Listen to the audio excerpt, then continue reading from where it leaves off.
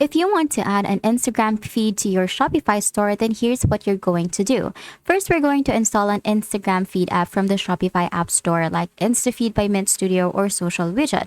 So for this one, I will be using InstaFeed by Mint Studio because it is the easiest one to install so far. So I'm just going to head over to settings, and then from the settings, I am going to go to apps and sales channels. Now from here, I'm going to go to InstaFeed. I'm going to click on that for me to access this app. And then I'm going to click on Open App. So remember that when you're actually installing this one, you're going to have to connect to an Instagram account first before you can use the app. So make sure that you have your Instagram account ready.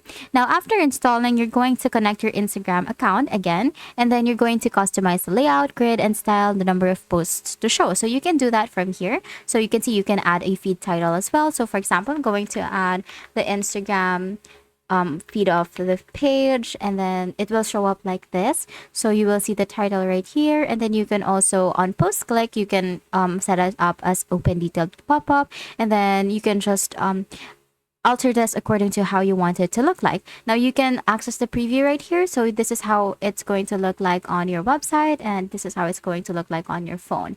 Now after that, you can click on save feed if you want to save it as it is, or you can also go straight into the theme or to the website. Now we're going to click on save feed first for us to save this design, and then we're going to click on add to theme as well for this to be added to our website.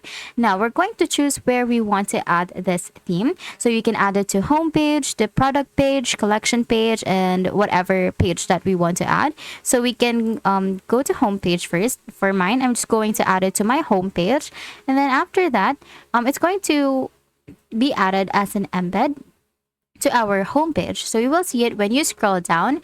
So it will usually be added right here. So as you can see, InstaFeed app has been added. We're going to close that, and this is how it's going to look like on your website. Now all you have to do is you're going to click on save for this to be saved on your website, and that's it.